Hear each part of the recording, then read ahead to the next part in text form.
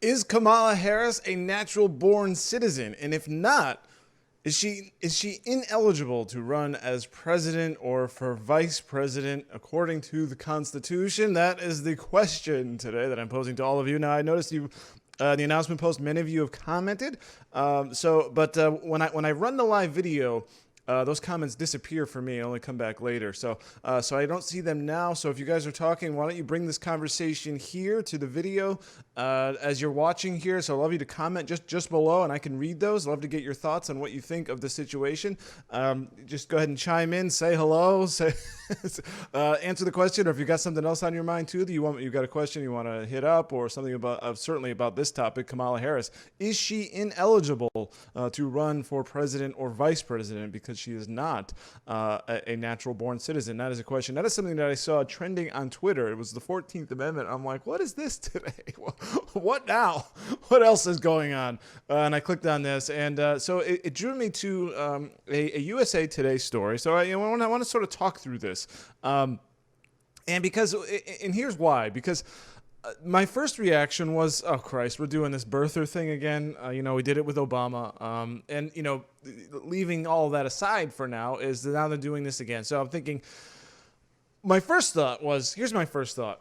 We're gonna get birther stuff for Kamala Harris. See, I didn't really know her background, so I didn't understand what it was. And certainly the birther movement against President Obama, the whole thing with the with the birth certificate and all that, and certainly Trump was very much involved in that. It just basically became just a sticking point, and for something to rub the noses in, and I think it's something that it wasn't a good look. Let's put it that way, okay? And beyond it not being a good look, it wasn't effective. I don't think, and all it did was, I think. There was some questions about Obama and his birth certificate, and he produced a copy. I mean, I don't want to get into that whole rabbit hole, but it didn't change anything, did it? That's my point. Did it help John McCain? No, I don't think so. I mean, not, to the extent that John McCain was actually trying to win that election. And then did it help? Did it help the movement? Did it help? Did it help the right at all? And did it help? I think it helped Obama basically in the end, and that's my point. And that's when I sort of, I smell something here. Here we're going again with Kamala Harris. Are they trying to basically do another thing that will, in the end, help Harris and discredit her critics? That is my point. That was my first thought, and that's what I was thinking about when this whole issue came up. So I got a story here from USA Today. It says the claim. If former Vice President Joe Biden is elected but unable to serve as president, I mean, could you imagine? I mean, it's funny too, because I was talking about this yesterday. They're already setting you up for Biden to just roll over and die or just quit or something. I mean, they're really setting this thing up for this to happen. I mean, they're not even hiding it at all. It's not even, because I was talking yesterday about maybe a Trojan horse.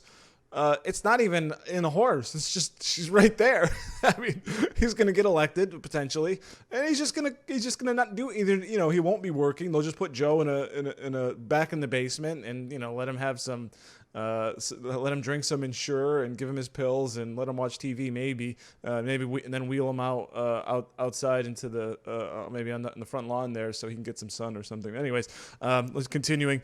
If Vice President Joe Biden is elected but unable to serve president, Senator Kamala Harris will be ineligible to succeed him because of her parents' citizenship. Now, it says a post on Facebook. So since we're all on Facebook here, Deborah Webb, Hellfrick says, Trump 2020. All right, Deborah, great. Thank you for chiming in. What do you think, Deborah, if you're still watching, what do you think of this Kamala Harris situation? Now, I thought, as I said at the top here, I thought this would be an easier thing, but then this might turn into a bit of a deeper dive that I'd like to discuss with you. So I think this could be a really interesting show and a really interesting topic if this does come up, because you guys are going to see this. And I think that's basically what I'm doing here. You guys are going to see this come up over the next couple of days. And certainly as this campaign heats up, this is going to come back, and you all should be informed Americans on this topic, and be at the ready with the facts here when this does come up, and be careful, by the way, misinformation, spreading misinformation on Facebook and Twitter, social media. They're out to get us on this. So be careful the stuff you say. This could be labeled misinformation if you're posting about Kamala Harris's potential ineligibility running for president because of the citizenship issue. Be careful with that. And they're going to try to discredit you if you are talking about this stuff. So I just want to put that out there. So continuing, a post on Facebook claims that Senator Kamala Harris cannot serve as president because of her parents' citizenship. If Biden cannot serve his full term, Kamala, by constitutional law, becomes president. As the post reads, quote, "She is an anchor baby. Mother is from India. Father is Jamaican. Neither were American citizens at the time of birth." And this means that the presidency would fall on the Speaker of the House. So that's the point here. Now, believe me, guys, believe me, they wouldn't be setting up, Democrats would not be putting Kamala Harris on the ticket if they thought that she wasn't going to be president. Because, really, that is the point, isn't it? And they certainly would not. Now, so they are going to, that's the thing, right? They wouldn't just set her up just so that it would go to Speaker Pelosi. It would be President Pelosi. So basically, here we got a fact check here. No. Harris is a natural-born citizen. This here from USA Today. Harris is a citizen of the United States and has been since birth. She was born in Oakland, California on October 20th, 1964, according to Encyclopedia Britannica. I don't know why they needed to cite that, but does she not have more proof than what's on Encyclopedia Britannica? Anyways, her parents were both immigrants. Her father was from Jamaica and her mother from India, as we said. And it says, by virtue of her birth in California, Harris is a natural-born U.S. citizen. It says the citizenship clause of the 14th Amendment provides that all persons born or naturalized in the United States and subject to the jurisdiction thereof are citizens of the United States and of the state wherein they reside. So it seems pretty clear that she was, born in the United States. That's sort of our modern understanding of the system here. You're born in the U.S., you're a citizen. She was a natural-born citizen, it would appear. She was born here in California. She's a citizen. So dead issue. It's important. Now, functionally, this is a dead issue. She's going to be eligible if and when Joe Biden steps aside, as the CNN article said yesterday. The presidency will not bypass her and fall to whoever the Speaker of the House is, which we assume would be Nancy Pelosi. She will take the mantle. She will be President Kamala Harris, as we talked about yesterday.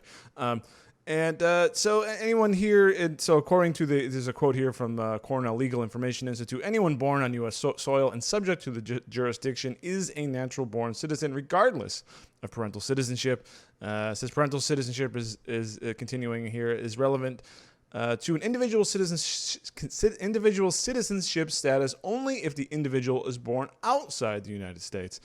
So it seems to be a clear, and this thing continues. And if you want to read this article here, it says fact check: Kamala Harris is a natural-born U.S. citizen and eligible to serve as president. So if you want to read, go ahead and read that that USA Today article. You can search that there and continue on. So I'm not done yet because this is deeper than I thought. Because here it is on Newsweek. This just came out yesterday, and I had missed this, but I'm going to go through this article here from Newsweek. Opinion: some questions for Kamala Harris about eligibility. Now, this is an opinion from John Eastman, professor of law, Chapman University, and senior fellow at the Claremont Institute. Now, I was not prepared when I read this for what it would say. And here's the interesting part, is that it is more complicated than the USA Today article makes it out to be. Now, is it functionally more complicated? No. In other words, does it matter? No, it doesn't matter. There's no way, and I don't think any of these arguments are going to end up holding water. But it really is an interesting topic that doesn't seem, that is basically, well, if this opinion here by Eastman is accurate, if the facts here in this opinion piece are true, then this is not such a settled issue that say this USA Today article makes it out to be.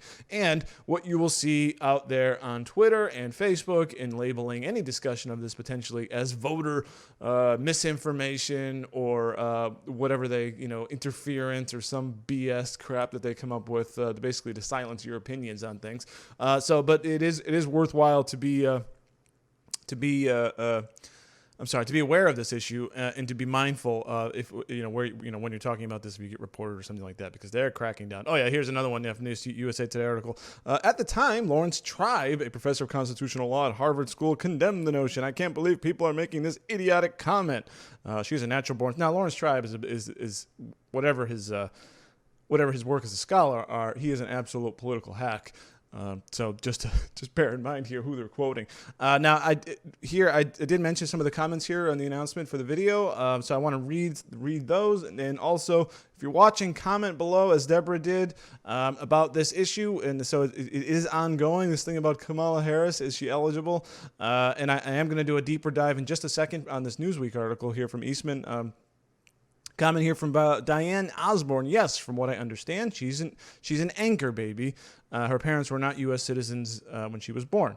And RNK Wilcox says she was born in Oakland, California. And so that's the born in the U.S. discussion over. But not yet. Here's a reply from Karen B. Wood. Yes, but neither of her parents were American citizens. And RNK Wilcox says, what's that got to do with it? She's the one who has to be born here. And then a reply by Karen, she's nothing but an anchor baby. And then a reply here from RNK. Okay, there's something here. I don't know what that point is, but. Does being simply born in the United States, is that enough to be considered naturally born? And that is the topic. So I want to hit, because I thought it was I haven't looked at this in a while, and I think this and it reminded me, this came up in 2016 when President Trump said that Ted Cruz was ineligible. Why? Because he was born in Canada to U.S. citizens, however. And then at some point, he was apparently considered natural born. I don't know if he had to get naturalized later. No, because he wouldn't have been, right? So he was considered naturally born, even though he was not even born in the United States, but his parents were U.S. citizens. So let's start with. So that is an interesting one, and maybe I'll, if I can come up with my take here at the end, I will. Now let's talk about. Let's get to this Newsweek piece here. Some opinions for Kamala Harris about eligibility. The fact that Kamala Harris has been named the vice presidential running mate for presumptive Democratic presidential nominee Joe Biden has some questioning her eligibility for the position. The 12th Amendment provides that no person constitutionally ineligible to the office of president shall be eligible to that of vice president of the United States. Okay, so that's simple. If you can't be a president, obviously you can't be vice president, right? And Article 2 of the Constitution specifies that no person except a natural-born citizen shall be eligible to the office of president. Okay, so you have to be a natural-born citizen for both offices, clear. Her father was and is a Jamaican national. Her mother was from India. And neither was a naturalized citizen at the time of Harris's birth in 1964. That, according to these commenters, makes her, quote, not a natural-born citizen, and therefore ineligible for the office of the president, and hence ineligible for the office of vice president. Okay, so that's clear. Nonsense, runs the counter-commentary. And we just saw that in USA Today, and Eastman has something cited here. PolitiFact rated the claim of ineligibility as, quote, pants on fire, false. Snopes rated it simply as false. And from the other side of the political spectrum, Conservative Daily News likewise rated it false. All three, and numerous others, simply assert that Harris is eligible because she was born in Oakland and is therefore a natural-born citizen from location of birth. The 14th Amendment says so, they all claim, and the Supreme Court so held in the 1898 case of U.S. versus Wong Kim Ark. So here we are, guys. We're talking late 19th century Supreme Court cases. It's pretty funny there. But continuing. So That is the reaction, the first the dismissal. I mean, the suggestion that Kamala Harris is not a natural born citizen is basically said, bah, she was born in the U.S. Shut up, you idiot. You know, stop with you're doing Obama thing again. Just shut up. It's false. You're stupid. Go away. Stop talking about it. And if you keep talking about it, we'll suspend your account on Twitter and Facebook, and maybe we'll shut off your power and your water, like Eric Garcetti there in L.A. All right, so continuing here. But these claims are erroneous, Eastman continues, at least as the citizenship clause of the 14th Amendment was originally understood. An error to which even my good friend, renowned UCLA Law School professor Eugene Volokh has fallen prey. The language of Article 2 is that one must be a natural-born citizen. The original Constitution did not define citizenship, but the 14th Amendment does, and it provides that, quote, all persons born in the United States and subject to the jurisdiction thereof are citizens, unquote. Those who claim that birth alone is sufficient overlook the second phrase. So that second phrase being, and subject to the jurisdiction thereof. The person must also be, quote, subject to the jurisdiction of the United States. And that meant subject to the complete jurisdiction, not merely a partial jurisdiction, such as that which applies to anyone temporarily sojourning into the United States, whether lawfully or unlawfully. Such was the view of those who authored the 14th Amendment Citizenship Clause of the Supreme Court of the United States in the 1872 slaughterhouse cases, in the 1884 case of Elk versus Wilkins of Thomas Cooley, the leading constitutional treaties writer of the day, and that of the State Department, which in the 1880s issued directives to U.S. embassies to that effect. So basically what he's saying here, what Eastman is saying here, that subject to the jurisdiction thereof meant complete jurisdiction, meaning that those people can't, not necessarily just anyone in the United States, within the borders. You would have to be someone who's here legally. The Supreme Court's subsequent decision on Wong Kim Ark is not to the contrary. At issue, so back to the 1898 decision, which those on the birth. On the Birthright Citizenship thing say that the Wong Kim Ark Supreme Court decision is the thing that determines that being born in the United States automatically makes you a natural-born citizen. Okay, I got a comment here. Another comment here from Deborah. Harris is a dangerous person to have in any office, even if she is an anchor baby. Okay, thank you, Deborah. That's a funny comment there. The anchor baby term is it just makes me laugh. I'm not sure quite why. At issue, okay, so continue here. The Supreme Court's subsequent decision in Wong Kim Ark is not to the contrary. At issue there was a child born to Chinese immigrants who had become lawful permanent residents in the United States, quote unquote, domiciled. It was the largest significant word used by the court.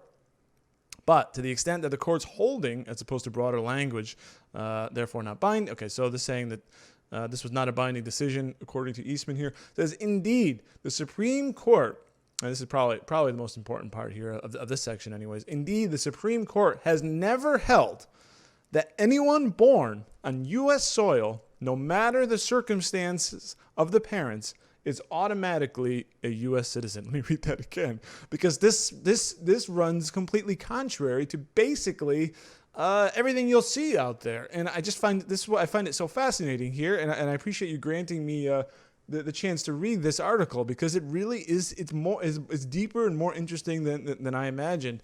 Let me repeat that. Indeed, the Supreme Court has never held that anyone born on U.S. soil, no matter the circumstances of the parents, is automatically a U.S. citizen.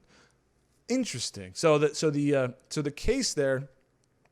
That case there, Wong Kim Ark, it was a child born to Chinese immigrants who were lawful permanent residents. In other words, today, what you would consider having a green card. Continuing, granted, our government's view of the Constitution's citizenship mandate has morphed over the decades to what now is an absolute, quote, birth on the soil no matter the circumstances view. But that morphing does not appear to have begun until the late 1960s, after Kamala Harris, or Kamala, there's a controversy over how you pronounce it, right? Kamala Harris's birth in 1964. The children born on U.S. soil to guest workers from Mexico during the roaring 1920s were not viewed as U.S. citizens. For example, when in the wake of the Great Depression, their families were repatriated to Mexico.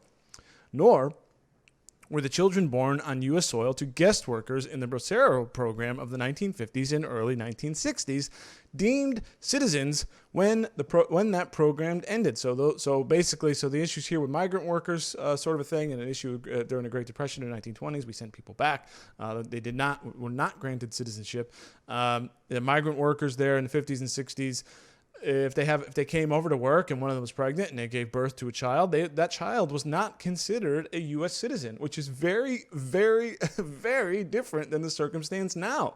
And apparently, continuing here, or just to go back a second rather, the Supreme Court has never said, apparently, that there apparently has not been a ruling that what Deborah here referred to as an anchor baby is granted automatic citizenship. Now we sort of take it for granted, but that was not always the case. And according to Eastman here, there was never a ruling here on the Supreme Court that would allow that a child to be automatically to become a citizen. Now maybe they could be naturalized later through a process, but not natural born. And if you're not natural born, you cannot serve as president or vice president. Continuing. So before we cavalierly accept Senator Harris's eligibility for the office of vice president, we should ask her a few questions about the status of her parents at the time of her birth.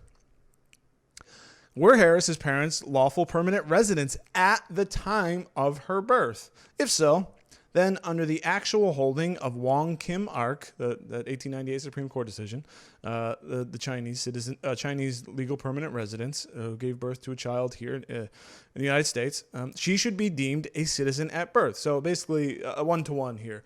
In the Wong Kim Ark case, the parents were legal permanent residents, gave birth to a child, and the Supreme Court ruled that that child is a natural-born citizen. So was that the case for Kamala Harris? Continuing. Or if they were instead, as seems to be the case, merely temporary visitors, perhaps on student visas issued pursuant to section blah blah. Student visas, or if the latter were indeed the case. So whether they were here, were they legal permanent residents, or were they here on what appears to be student visas? Okay, so if the latter is the case, if it appears that they were instead on student visas, then derivatively. From her parents, Harris was not subject to the complete jurisdiction of the United States at birth, but instead owed her allegiance to a foreign power or powers, in this case Jamaica in the case of her father, and India in the case of her mother, and was therefore not entitled to birthright citizenship under the 14th Amendment as originally understood. So full jurisdiction means that your parents are either legal permanent residents or are themselves citizens, meaning that they're legal. In other words, the United States has full legal jurisdiction over them. If you are not either a legal permanent resident or a citizen of the United States, another country can claim jurisdiction on you. I guess is what the argument here is. Or you are subject to laws of that, or subject to laws of that other power. So, say for example. I mean, the most obvious example that comes to mind, maybe think of it in reverse, is if you're a U.S. citizen and then you move, let's just say to Europe or just to any country, even if you're just simply doing business, say in the United Kingdom or something, your taxes are subject to the jurisdiction of the United States. And maybe understand it that way. And then once you become a UK citizen, then you no longer have to pay income tax to the United States, that sort of a thing. So that's a good way of understanding that. Interestingly, continuing here, of course, by the way, this is if you do want to, well, I am reading it, but if you do want to know what I'm reading, it's an opinion piece from Newsweek, which I found as I was as I was preparing for this issue. Full disclosure, I thought this issue was open and shut. Kamala Harris was born in the United States, and I got this USA Today article set up here. She's born in the U.S. Yes, she is a natural-born citizen. Controversy over. Don't fall prey to this nonsense. Now, I will caution you all about talking about this because they will come down on you for this. This is spreading, baseless conspiracy theory, racism. I mean, whatever other ism you could think of, that accusation will be levied at you for maybe even talking about this, or at least asserting it. But here we're not. This is a bit of an intellectual exercise, and I think it is important. And apparently, it would be nice to get more clarity over this versus the example here of everyone just saying, "Nah, it's false. She's born in the U.S. Shut up. You're stupid. Move on." That kind of a thing. So I am reading from, this is important. It's a little more complicated than I thought. I would like to get some clarity on this. So the opinion piece is, quote, "Some questions for Kamala Harris about eligibility," by John C. Eastman, professor of law from Chapman University and senior fellow at the Claremont Institute, a piece here in Newsweek. And continuing here. So basically, we left off here with if her parents were not legal permanent residents, then her birth was not subject to the complete jurisdiction of the United States. It would be only partially. So continuing here. Interestingly, the recitation of the original meaning of the 14th Amendment Citizenship Clause might also call into question Harris's eligibility for her current position as United States Senator. How about that, guys? Article 1, Section 3 of the Constitution specifies that to be eligible for the office of senator, one must have been, quote, 9 years a citizen of the United States, unquote. If Harris was not a citizen at birth, so now this is going a little further. We're not talking about the presidency here. So I think what we're talking about here is that if she was, so let's assume that Kamala Harris was not naturally born. Okay, just grant that premise for now. So she wasn't a citizen at birth. Then she must become. If she's not a citizen at birth, she has to become a citizen later. Okay, and then it's going through a naturalization process. So this is a little bit of a diversion, but interesting here. If Harris was not a citizen at birth, we would need to know when, if ever, she became a citizen. Her father's biographical page at Stanford University, I guess he's a professor, identifies his citizenship status as follows, quote, Jamaica by birth, U.S. by naturalization. But there's some dispute over whether he was in fact ever naturalized, and it is also unclear whether Harris's mother has ever become a naturalized citizen. If neither were ever naturalized, or at least not naturalized before Harris's 16th birthday, which would allow her to obtain citizenship derived from their naturalization under the immigration law at the time. So that's interesting. So if you're under 16, your parents become citizens, you automatically become a citizen. Interesting there. I did not know that. She would have had to become naturalized herself in order to become a citizen. That does not appear to have ever been happened. Yet without it, she could not have been, quote, 9 years a citizen of the United States before her election to the U.S. Senate. So, well, I'm assuming she has just assumed that she was naturally born. I mean, because now we're starting to split hairs now and then going off. But it is interesting why. Going back to the father, there's some dispute over whether he was ever in fact naturalized. Why is this so hard to verify? Why? I mean, what is the issue here? Why so defensive, right? I mean, if you're a citizen, just show it. I mean, I've got my birth certificate. My parents were U.S. citizens at the time of my birth, so it's pretty clear cut. I mean, if someone disputed my citizenship, I would just be like, I mean, do you really? Whatever. I mean, I can show you my birth certificate if you really want to see it. I don't know. It's strange, but it is interesting. I mean, if you immigrate. Then I don't think it's like totally out of bounds to be curious about it. I mean, he's a professor. He's not running for any office or anything like that, but it is interesting the way we go in here. So continuing here, this is the final paragraph of this piece. I have no doubt that this significant challenge to Harris's constitutional eligibility to the second highest office in the land will be dismissed out of hand as so much antiquated constitutional tripe. But the concerns about divided allegiance that led our nation's founders to include the, quote, natural-born citizen requirement for the office of president and commander-in-chief remain important. Indeed, with persistent threats from Russia, China, and others to our sovereignty and electoral processes, blah, blah, those concerns are perhaps even more important today. It would have been an inauspicious start for any campaign for the highest offices in the land to ignore the Constitution's eligibility requirements. How else could we possibly expect the candidates, if elected, to honor their oaths to, quote, faithfully execute the office of the President of the United States and, to the best of their ability, preserve, protect, and defend the Constitution of the United States? So very interesting piece here. It's not quite so cut and dry. And interesting, this came out yesterday. Newsweek is a very liberal place, liberal site. I don't know if they print anymore. I think they almost went out of, I think they had like bankruptcy or something, and I don't know if they even print it anymore. It may just be online anyway. But it's a very liberal news site. Apparently they got a lot of backlash because there's an editor's note at the top of this saying, some readers reacted strongly to this essay, seeing it as an attempt to ignite a racist conspiracy theory. This is entirely inaccurate, as this note explains. What does the note say? Some of our readers have reacted strongly in the op-ed we published, the one that I just read for you. I hope you found it interesting, by the way. I did find it fascinating. It was a lot more here than I thought. So the op-ed by Dr. John Eastman, assuming it to be an attempt to ignite a racist conspiracy theory around Kamala Harris's candidacy. Dr. Eastman was focusing on a long-standing, somewhat arcane legal debate about the precise meaning of the phrase, quote, subject to the jurisdiction thereof, in the citizenship clause in the 14th Amendment. His essay has no connection whatsoever to the so-called birtherism, the racist 2008 conspiracy theory aimed at delegitimizing then-candidate Barack Obama by claiming baselessly that he was born not in Hawaii but in Kenya. We share our readers' revulsion at those vile lies. The language here is so stupid.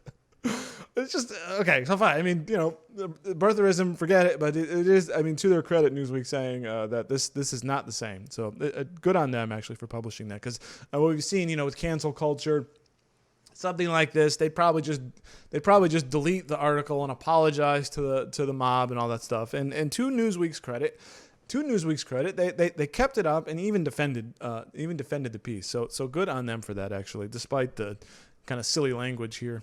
Vile lies. Continuing here, the 14th Amendment is one of the most studied areas of constitutional law, and questions were raised by Constitution's Article 2, Section 1, natural-born citizen requirement for presidential eligibility about both John McCain and Ted Cruz at the time of their respective runs. The meaning natural-born citizen and the relation of that Article 2 textual requirement to the 14th Amendment citizenship clause are issues of legal interpretation about which scholars and commenters can and will robustly disagree. Debating the meaning of these constitutional provisions and, in the particular case of Dr. Eastman's piece, the meaning of the 14th Amendment phrase, subject to the jurisdiction thereof, is not an attempt to deny facts or to make false claims. No one is questioning Harris's place of birth or the legitimacy of an obviously valid birth certificate. Yeah, so that is an important, we're not questioning a birth certificate. We're not questioning that she was born in the United States. What the question is it basically comes down to the status of the parents, in a sense, and what that means. And does the status of your parents change what that means for the child in terms of them being naturally born? And this is a debate worth having, and possibly a debate worth having maybe the Supreme Court come back to for cases like migrants. I mean, we see this. I know Canada has seen this from Chinese citizens. Basically, women flying over to Vancouver, pregnant women flying over to Vancouver, giving birth to a child, and then that child becomes a Canadian citizen. Certainly, we've seen this with migrant workers here in the United States. And apparently, and I didn't know this, when you were a migrant worker back in the 20s, 30s, 40s, 50s, 60s, if you came over and a woman gave pregnant to a child, that child was not considered a United States citizen. I did not know that. And what has changed? What has changed other than what, like, the media says? The Supreme Court hasn't ruled, and apparently the government doesn't enforce it, to the extent that they enforce any of these things anymore. And I guess that's it, just a lack of enforcement, but no actual law, apparently. And continuing here, ending here about that, there is no questioning, and this is important. If you are discussing this sort of a thing with people here on Facebook, make it clear, and make it clear what you're talking about here. You're not disputing where she was born. You're not questioning a birth certificate. But what you might be questioning is what naturally born actually means, and different interpretations of that. So on the contrary, leading law schools have long entertained debates between competing scholars about the original public meaning of the Citizenship Clause. The issue discussed in these debates and contested by Dr. Eastman were whether citizenship jus soli, meaning birth by soil, as opposed to merely citizenship by parentage, jus sanguinis, I think that's how Latin is. That is citizenship of one's parents at the time of birth, is textually mandated. Some scholars contend that subject to the jurisdiction thereof refers to a partial jurisdiction, e.g. when a citizen travels to a foreign land and is subject to the criminal laws of that foreign land, and some contend that it refers to a complete jurisdiction, meaning one's political allegiance, hence birth by parentage. This natural-born citizen presidential requirement was debated during the 2000 and 2008 presidential campaigns of McCain, who was born in the Panama Canal Zone, which I believe is actually U.S. territory. I believe that's correct. And certainly his parents were U.S. citizens. But and then even less clear or more or just better, maybe a better example was the 2016 presidential campaign of Ted Cruz, who was born in Calgary, Alberta, and at other times. So in Harris's case, because her parents were not U.S. citizens at the time of her birth, and as Eastman, which is not included in this reply, but as Eastman says, may not have even been legal permanent residents. They may have just been here visiting on student visas. Her quote, natural-born citizen status, a constitutional requirement for for presidency, is necessarily dependent on whether the 14th Amendment Citizenship Clause mandates birth by soil as opposed to birth by parental citizenship. And holding aside any independent congressional legislation in this field. Now, if they're saying this in Newsweek, it doesn't seem like, and as Eastman says, there isn't anything clear made clear by the Supreme Court. They haven't ruled on this particular thing, and the case cited that the 1898 case. I forgot the U.S. versus Wong Kim Ark in 1898, which ruled that the person born in the United States was a U.S. citizen because her parents were legal permanent residents.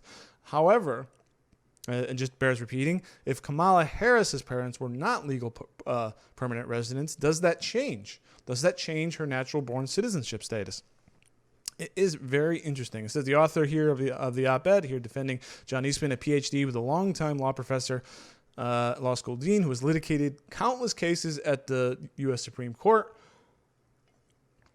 and previously clerked for Justice Clarence Thomas, is a preeminent constitutional scholar widely associated with the legal argument that the aforementioned clause does not the aforementioned clause, the Citizenship Clause, does not constitutionally mandate birth by soil.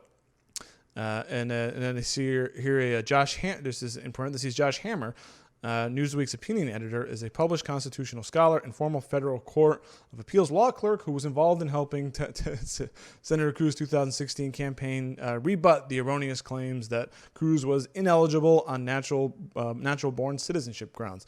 And here's the final paragraph. The debate pertaining to the precise constitutional requirements of Article 2 phrase natural-born citizen have been aired since 2000, 2008, 2016, and unlikely to fall quiet soon. So this is interesting. I mean, and here we are. I mean, we're sort of left with, this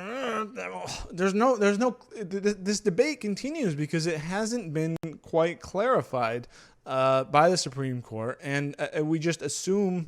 I mean, the basic public understanding is that is birth by soil is that if you're born here in the United States, you're a citizen. Full stop. No problem. Doesn't matter what your parents are. However, again, as that Supreme Court case, the parents were legal permanent residents, and the Supreme Court, I don't believe, it has not ruled that say children of illegal immigrants are in fact natural born citizens. So that is really interesting. Love to know what you think about this. Where do you stand? What do you think should be the criteria of a natural born citizen? Should it be birth by soil? Should it be that if you're born here, you're a citizen, no questions asked, you're a natural born citizen, and therefore you are eligible, as long as you're born here in the United States, you are eligible to be president or vice president? Do you instead believe that the status of your parents matters, U.S. citizens? Or in the case of Ted Cruz, what do you think about Ted Cruz? He was born to U.S. citizens, but not in the United States. Does that make him a natural born citizen of the United States? I don't know. I kind of question that a little bit. In the case of Obama, he was born in Hawaii. His mother was a U.S. citizen. His father wasn't. So he was born in Hawaii. I mean, some might say he wasn't, but as far as we can verify, or has been verified, Obama's a natural born citizen. I was born in the United States. Both parents were citizens. I'm a natural born citizen. I'm eligible to be president, but I certainly never will be. Thinking on this now to kind of come up with an answer, and I'd love for all you to chime in here. What do you think? What is the definition of a natural born citizen? Is it just birth by soil, or does it also birth by parental citizenship or legal status? I guess to be very clear, this argument is aside from Kamala Harris. There is no chance in bloody hell that that she will be determined ineligible, that there will be some ruling that she's not a natural born citizen and eligible to be president. That's not happening. And we've already seen. I mean, this lone piece from Newsweek that I just read to you, it's already crazy outrage, birtherism, racism, blah blah, vile lies, all this crap. And again, to Newsweek's credit for actually for not only publishing this piece but also defending the publication of this piece on basically intellectual grounds. Again, credit to them. And that's where we are here. We're talking theoretically. We're talking intellectually. Kamala Harris is just fine. She's not going to be. She's probably going if Biden's elected. And as I said to all of you yesterday, Kamala Harris will be president of the United States. Everyone, and if you're a betting man, if you believe in the polls at all, President Kamala Harris, guys, and this natural birth citizens thing, it will not play into effect. I don't think, and also. I want you all to be armed with this information. If you see it come across on Facebook, on Twitter, or just talking to your friends, so you kind of know, if you can kind of know what the arguments are. And because you're going to get the quick dismissal of, born here. And if you agree with that, fine. But if you don't, or if you think that it is a little bit more complicated, you now have some ammunition. Now, to answer my own question, where do I stand on this? What makes a natural born citizen? I think, I haven't studied this greatly or, written a book about it or anything, but I think to answer the question, I think to be naturally born, you have to be born, one, in the United States, or, U.S. territories, that's fine. So you could be, say, born in an embassy, that's technically U.S. territory. I guess the case of John McCain, he was born in the Panama Canal Zone, which is technically U.S. territory. So John McCain would qualify to me. And then number two, well, again, number one, being born in the United States or a territory. Number two, I would say at least one parent must be a citizen of the United States. That's what I would consider for you to be naturally born. Born in the United States, and at least one parent a natural born citizen. So I'm even disagreeing with the Supreme Court case in 1898, U.S. versus Wong Kim Ark. Or maybe how about this? Let's maybe split the difference there. So how about because born in the United States, and then in the case of the parents, one of two things must happen. Either one parent is a citizen, which I guess would be in the case of Barack Obama. Either one must be a citizen, or if not, both must be legal permanent residents. How about that? So one of the two.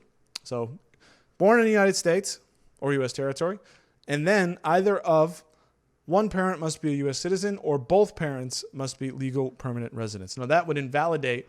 So Ted Cruz, in my opinion, or in Dave's Dave's world, when Dave becomes, although I'm eligible to be president, won't be when Dave becomes king and then can decree, Ted Cruz will be ineligible to be president of the United States because he was not born in the United States, although his parents were citizens. Obama would qualify. John McCain, who's passed now, would qualify, but Ted Cruz would not. And I guess I'm left here with my own personal definition. It's not clear what the status of Kamala Harris's parents would be, but I guess, I would say Kamala Harris wouldn't qualify. Simply being born in the United States is not enough. I'd say, again, you'd have to have at least one parent be a citizen or both parents legal permanent residents. Now, for parents legal, it doesn't answer here. It's not known what the legal status of her parents were. If they were both legal permanent residents, then yeah, she would be. I mean, that's just my opinion. Again, none of this changes what's going out there in the world. She is eligible, and this is again, beware of this, that this is going to come up. You're going to see this a lot, and you should be armed with the facts here when this thing does come up again. I mean, we've even got. Not that you need permission from Newsweek, but Newsweek is saying, look, this is not the same as Obama. We're actually, and this is important, isn't it? Isn't it important to know who's a citizen and who's not, who's naturally born and who's not? And it seems like we're just left to whatever USA Today and Snopes says. Well, they said you're born, it's fine. No, don't be a moron. Don't be an idiot. What are you doing? Conspiracy theory? What are you doing? Misinformation? So quickly dismiss it based on that one point. And I think it's absurd. I think this thing should be settled. I think this thing should be talked about. Why not? I don't, just like an attempt to torpedo someone's campaign. Well, let's settle it then so that this doesn't keep coming up, particularly when we now have, was it like 70, 80 million immigrants in the United States, people born from a foreign country. Immigration has been very high over the decades, so more of these cases come up. Both of Kamala Harris's parents, one from India, one from Jamaica. This is important, guys. This really is important. There's a reason why the founders wanted a person to be naturally born to be eligible for the United States. You have to have basically no entangled loyalties. Your loyalties must be solely to the United States of America. This is basic stuff. And the fact that I think the Supreme Court should make a ruling on this beyond just apparently they that one ruling was narrow. The one from the I keep forgetting, it's such a Wong Kim arc in 1898. This is important. That is what I think of the situation with Kamala Harris. That's what I think about the status of naturally born citizens, what counts, what shouldn't. Practically, it's okay. And again, my personal definition, which is not law, is that Kamala Harris would not be a naturally born citizen. But that's also that's given the information that we have. Certainly, being born in the United States is the most important. But I do think she could be naturalized later. But I do think you should have one parent as either a citizen or both parents be legal permanent residents. So I'd love for you all to continue this conversation. I'm sure some of you are still commenting, possibly at the on the announcement post, which I just can't see while I'm streaming and while I'm talking to all of you. So keep this thing going. Lisa Duran says, good points. Thank you, Lisa. Appreciate that. So keep this conversation going. And remember, tomorrow, Rodney and I will be doing an episode of Get Informed America. We're going live at 10 a.m. Eastern time, so keep an eye out for that. Maybe I'll put up an announcement post in just a little bit, just so you all can kind of gather in and be ready to go live. I'd love to know, Rodney Johnson is the editor of Informed America.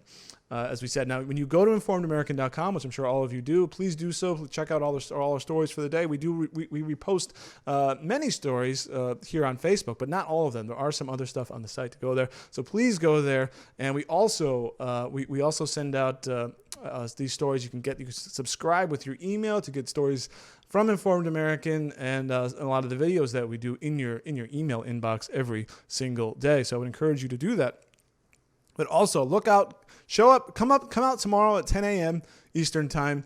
Rodney and I are going to be talking. I think so far we're going to be talking of the nomination of Kamala Harris. We're going to be talking about Trump's executive orders and some other news that may pop up as we're moving along.